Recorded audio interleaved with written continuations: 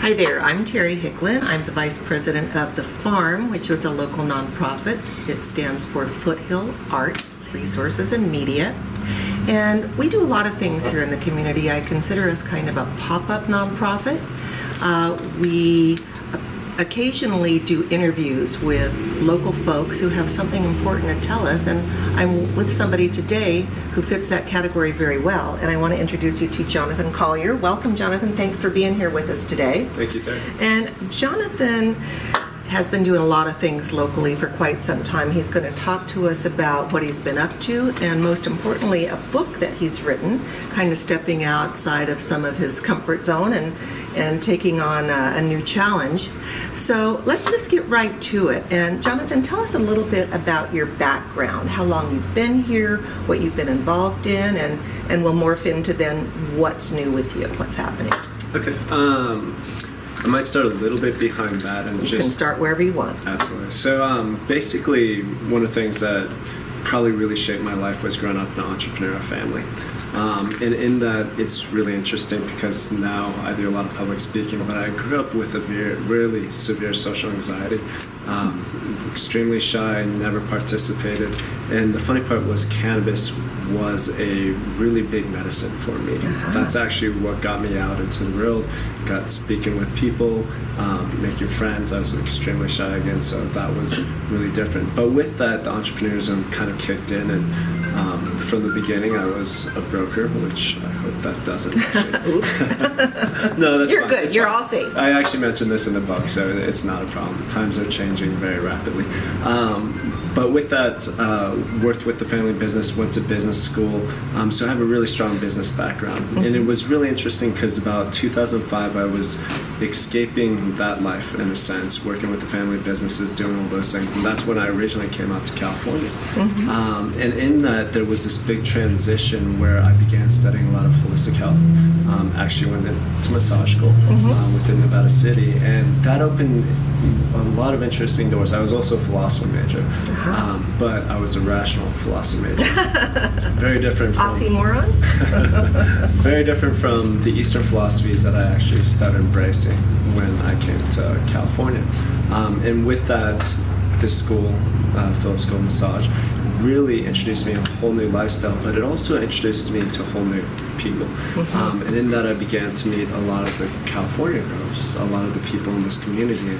And in those days, there were a lot of homesteaders back to the Back to the land. Absolutely. And they held a really beautiful and simple vision of what life could be, and that really attracted me.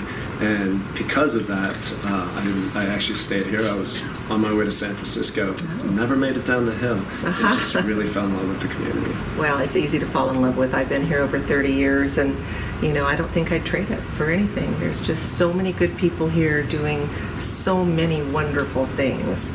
And you mentioned cannabis. We hadn't even really got to that yet. Jonathan has been an activist in the local and California state movement, everything that's been happening with cannabis as we've moved into a legal marketplace, and we're definitely going to get into that. But I want to know a little bit more about, now you came from Colorado originally. Yep. Yeah. So it was interesting. I came from Colorado originally. Again, a lot of very strong business background here. When I came up here, I actually was trying to get out of cannabis. Interestingly. I was very close to actually buying the school when Judy retired. Phillips School of Massage, where we actually are today in the same building. Absolutely. So it's kind of a trip down memory lane. But what really fascinated me was, and it always has been a fascination, was human potential, this paradigm shift with all the challenges that we are really facing. How do we do that in a better way? And I think that being part of this school really opened me up to a lot of solutions, a very holistic, integrated way of looking at things, which was part of the systems philosophy I was developing back when I was studying philosophy. But it gave it a whole new breath, a whole new life, and then seeing people that were actually trying to live that way.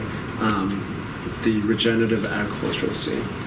That's one of the things that has inspired me. And because of that, resilient food systems, localized economies, a lot of these things. So it actually inspired me to start participating in a lot of the nonprofit organizations locally. So with that, I'm on the advisory board of Nevada County Grown, the Food Policy, Nevada County Food Policy Council, as well as the Board of Briar Patch, the Board of the Arts Council. That's wonderful. So really getting involved with that creative cultural community that is, I feel, so important to what we as humans are trying to do. Yeah, where we're trying to go. And so sustainability really is kind of the key that we're talking about today. It kind of underlines everything that Jonathan's been doing and is interested in and wanting to take forward. And it's kind of the underlying focus for a lot of us here in Nevada County really is sustainability, and that's why we're here. And we've been here for a long time. So let's get into it. Let's talk about what you're doing now.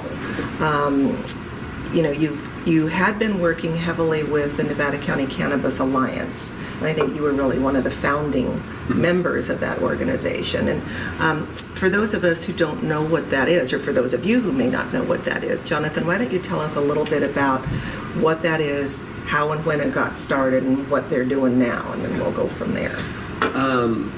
So it's taken a lot of evolutions, so we'll have to take a step back. So originally, a lot of the activism that came out of cannabis within the county started with Patty Smith and ASA, and they were doing a wonderful job advocating for the medical patients. Medical and aspect. needs. Absolutely. And just taking that brave step forward of speaking out when there's so few people that could do that. That's right. So Patty Smith was really an amazing leader in that part. Here. But one of the things that I felt was neglected was a lot of people who not only use it as a medicine, but as a way of livelihood. So there was this economic aspect that really wasn't being talked about. And so with that, it was a matter of how do we get the people that not only see it as a medicine, but also see it as a lifestyle and a livelihood, that they could also be represented as well. And one of the things that happened was I actually went back to Colorado briefly during the 2010-2011. That's originally where I came from. My mom was diagnosed with cancer, so I went back to help with that, as well as that was a transition period of regulations in Colorado before and after. And what I learned from that was if you're not part of the discussion, if you're not participating, if you're not writing the rules, you're going to get written out. Sure. So that was one of the things that was very instrumental when I came back in late 2011. And that was an interesting thing because this dynamic had changed so dramatically. Like I was saying, the culture that I knew was a very quiet, very respectful, type of folk. And then when I came back, we were seeing the 2012 ordinance that the sheriff was introducing. So we were seeing Measure S, and I actually got involved with Measure S. So that was one of my first initial, basically standing up. Yes. And with that basically evolved to looking at a organization. How do we create an organization or a trade association? And not recreating the wheel either. There were others that were out there, so taking resources that already existed. I ran through quite a few organizations, and the one that I really liked was what at that time was the Emerald Growers Association. Yes. And that was Hezekiah Allen. Absolutely. And he was the first one that wasn't all about how much money could be made. He was one that recognized that there was a culture, a lifestyle that was really important, and how to bring that through, but could also navigate the political process. Yeah. Very tricky. And that was one of the things that we were really missing, was kind of this activism versus advocacy approach that we were doing at the time. So with that, we created a chapter of the Emerald Growers Association. That became the California Growers Association as that statewide expansion happened, and I sat on the board of the state, and I was one of the original founders of what would become the Nevada County chapter of the California Growers Association. We had Measure W, which was a ban. With that, I helped participate with the Coalition to Tax and Regulate, which was kind of more on board of how do we get more inclusive with the businesses in the community that were in support of that. As well as the Hope Foundation, and then we actually had the Political Action Committee, on W. So there was all these organizations that were springing up. Yeah, ASA. So after Measure W was defeated, it was a matter of how do we bring this all together? And that's where the Alliance was born. So just for people who don't know, you might want to tell them what Measure W was. So Measure W was a county-instigated basically a ban on outdoor cultivation and commercial cultivation. Right. Which would be, of course, a huge blow to Nevada County, to our commerce here, and a lot of people's livelihoods. And you touched on kind of the adversarial, when you came back from Colorado, the adversarial climate that existed here. This was at a time when the county was trying to take steps to eradicate certain things, and there was a lot of hostility. There was open shouting at Board of Supervisors meetings, and it was just nobody was talking to one another and hearing one another. There was too much yelling to actually hear. And I think that's kind of when the Alliance came into being and really stepped in, and the way I saw it, really calling for cooler heads to prevail. Yeah, I mean, basically what we did was we really pushed for a change in how we approached this situation. For instance, these are my own definitions, but previously we really depended on activism. And activism is actually absolutely important. It's where marginalized communities that have no voice need to speak up and oftentimes shout. But it's very much a pitchfork and torches type of thing. It's a, we need a rally, we need to get the riots out, we need to revolt in a sense and have our voices heard. And that's absolutely important. But I think the maturation to advocacy is kind of an understanding of how the political process works. How does the political landscape look? Who are the political players, as well as there's a whole language that's involved with it. So it was a matter of, instead of showing up at these meetings where it was the very end of the process and having a big show where we needed to express ourselves, and rightfully so.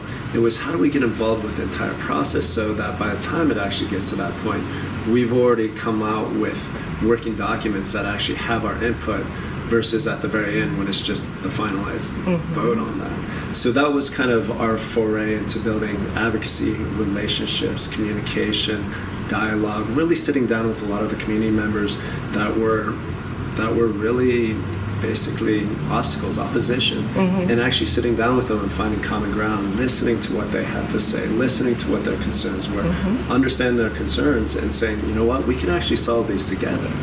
And that's where I felt like it was a much longer road. A lot of folk weren't so happy with it at the beginning, but at the end of the day, we really built a solid form of understanding, relationship, trust, and I think we're moving forward in a better future because of that. I think it's the only way that we really were able to get the government entities to even come into the same room, let alone sit down at the table.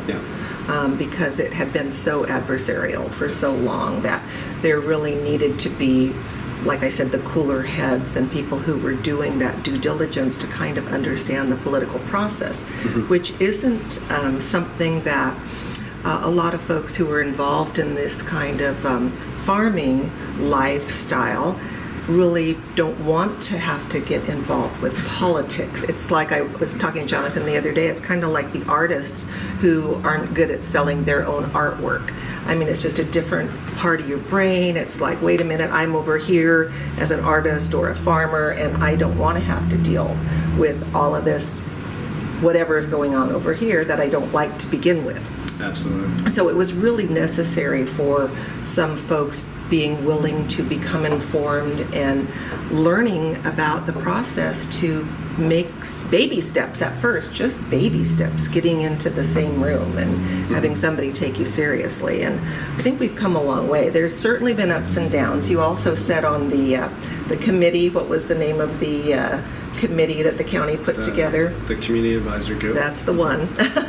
So there's been a lot of, that was a huge committee for months and months of time, and I know a lot of folks feel that the county didn't listen to everything that the advisory group advised, but yet it's another baby step in the right direction. And now we're talking about such things locally as taxation. We have measures on the board and whatnot on the ballot.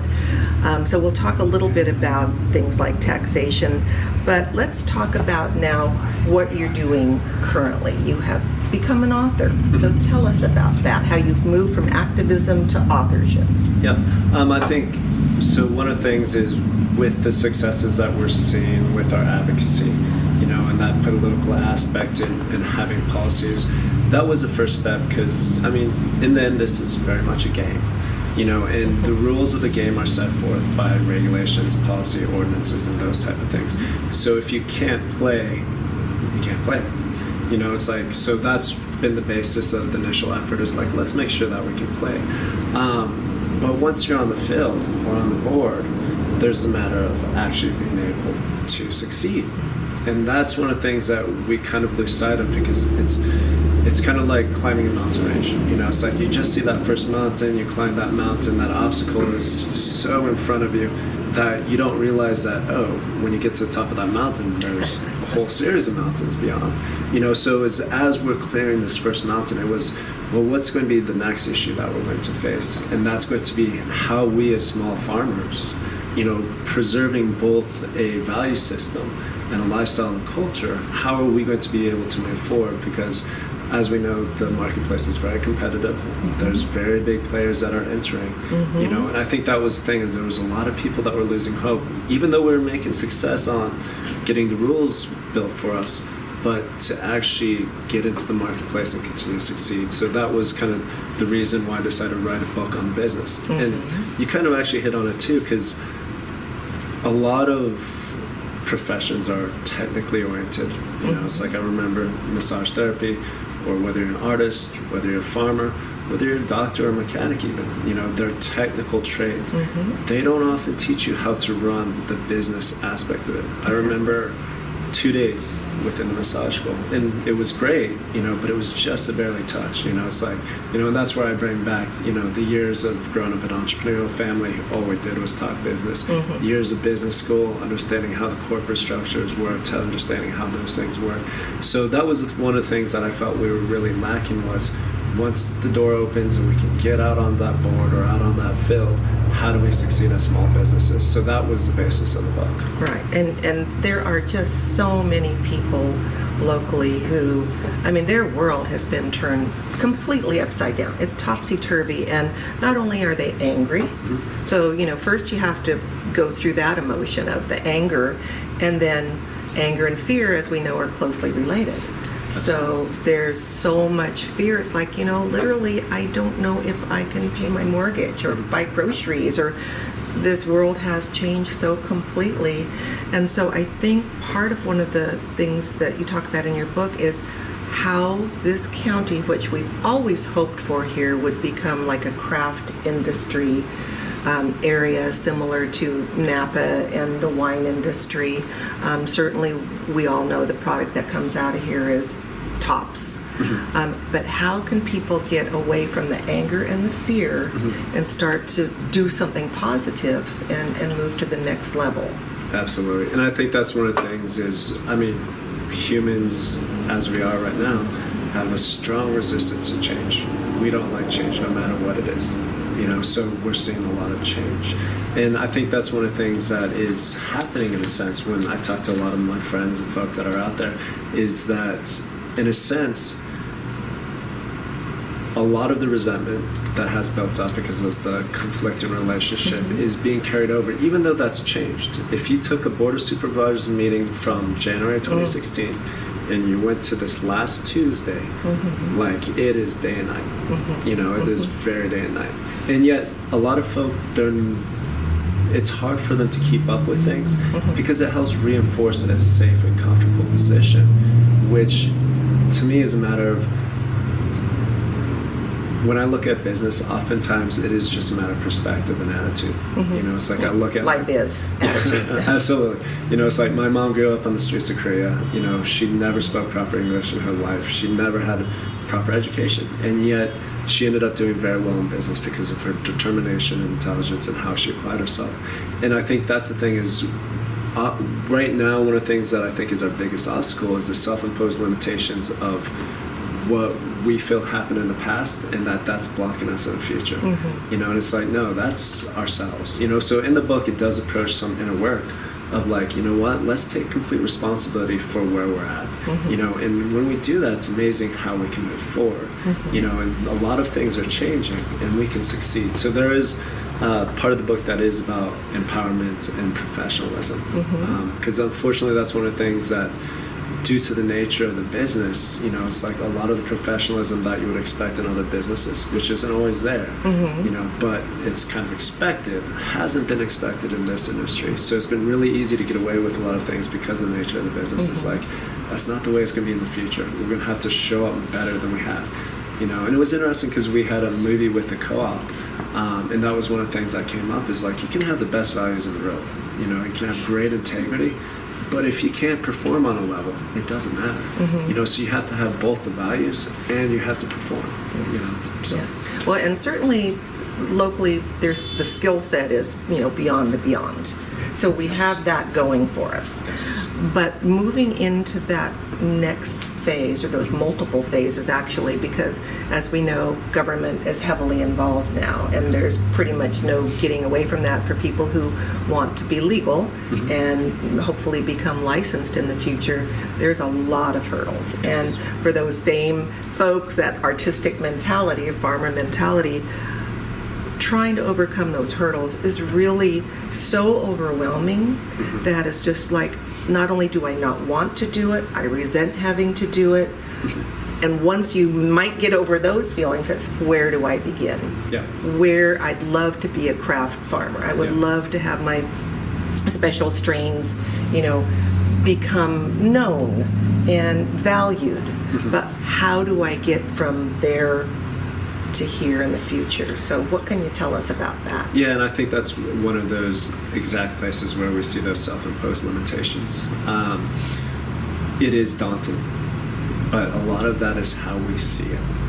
You know, it's very much, when you look at any kind of professional licensed business, whether you're a contractor, you're a nurse, a real estate agent, a massage therapist, pretty much any of these individualized professions, you have to go through 1-2 years of school, and you have to pass tests. You know, you have to check boxes, and that's the thing is, you know, it's like once you realize that it's only as difficult as you make it. It's like your driver's license. The first time you get in that car, there's knobs and switches and dials and buttons, pedals and steering wheels and gauges, and it's overwhelming. But once you're done with it, especially the testing part of it, it's just like you just keep going back until you pass. You know, and then you're like, well, it wasn't that hard. You know, but it's that daunting, the expectation, the perception around it, that makes it big. You know, it's like the biggest part of compliance moving forward is just the ability to check boxes. It's not a pass-fail test per se. You just keep going until you pass it. The key is not breaking the bank doing it. You know, so that's the thing is don't put all your money in compliance, because like once you get to the point of opening your business, that's where the bulk of your money should go. So that's kind of the key, is don't break the bank while checking off boxes. But at the end of the day, it's just checking off boxes. Yeah, just kind of putting one foot in front of the other, I guess. But, you know, I do understand. I think one of the differences is that so many folks have been doing this for so many years, you know, the Wild West syndrome. And so they already know how to do it. And so they're not having to learn to drive. But what they're having to learn to do is be legal. And making the determination, do I want to step over that line and now come into this, what we have in the 21st century. And also kind of the daunting task of defeating the big boys, because now the money, the huge money that's in cannabis in California, I can't even imagine what that looks like. It's crazy. I think you had a quote here about 80% of the market will be taken over by factory farms. And that's a pure speculation, but that's pretty much what I mean, that's when people hear that, they not only do they have to come over the anger and the fear and the checking the boxes and all of that, but it's like, who am I going up against? And so you're going to talk about that in your book, and also in what your next step is going to be as another entrepreneurship that you're doing. So in the little time we have left, why don't you give us a little bit of a understanding of what that's going to look like? Well, I'll address that first. First off, there's plenty of room for us to succeed. The key is staying in your weight class and doing something very different. You know, it's like we're not going to be commodity growers. You know, we don't have the ability to scale like these massive operations do, nor, quite frankly, do most of the people I know want to be. Like, they stand up by quality. So there is the understanding of of margins and turnover, which is something to talk about in the book, is, there's companies that have low margins, high turnover.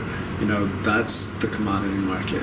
There's other products, such as when we look at cars, Ford would fit that, Honda would fit that, Chevy would fit that.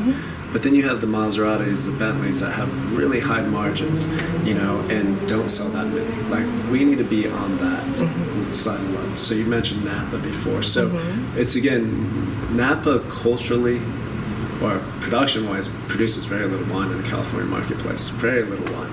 But culturally, it dominates the California marketplace. And that's kind of where we have to lean, is we're not going to be the big producer, but culturally, what can we do to create value-added goods? So basically what the book leads into is business trends. So very much one of the things that is matter, it's great to read a book, but oftentimes being able to follow through with that information is very difficult. So creating a very supportive program that can walk people through the steps of this, as well as have a community that supports them and that they can learn from. That's kind of the next step with this, is how do we get this to be more of an educational program, hopefully a business goal for craft cannabis farmers. That'd be very interesting. That would be very interesting. So, we could go on all day, and there's so much to talk about. But one of the things that we haven't done is mention the name of your book. Silly us. So it's called The Craft Cannabis Revolution, How to Succeed as a Small Business in a Giant Industry. Wow. And where will that be available? So right now it's available as, pre-release. I'm still in the editing phase, so it's not quite ready yet. So it will release as an ebook in December 11th or 13th.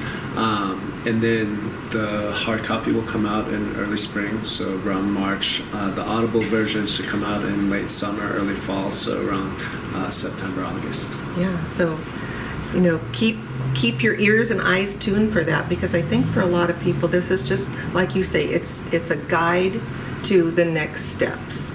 And people, sometimes you have to pull people kind of kicking and screaming into the next step of evolution, of whatever it is. And I think Jonathan's doing a good job of trying to allay some of those fears, not only allay the fears, but really kind of lead people by the hand and bring them into what it's going to be the future. It's going to be sink or swim if people don't jump on board somewhere, right? Yeah, I think it's a matter of they have a really amazing technical expertise. Oftentimes these people are extremely creative. They're already entrepreneurs in their right. It's just a matter of how do we provide them more structure, models that they can follow that will really succeed, and a little bit more business context to match everything so that they're much more prepared and that they can actually succeed. Just drag them out of their comfort zone a little bit. Absolutely. Well, thank you so much for being with us today. I really appreciate it. I think this has been a fascinating conversation. So how can people get a hold of you? So they can go to the craftcannabisrevolution.com. Website's not quite set up. So the Facebook page is Craft Cannabis Revolution. And there they have my contact number, so as well as my email. And anyway, so I'm open to being reached out to. I have no problem talking with anyone. I really want to see our community. It's very special succeed. It is very special community. Well, thank you so much for watching today here at Gail's Place, and thanks again, Jonathan. Appreciate it. Thank you, Terri.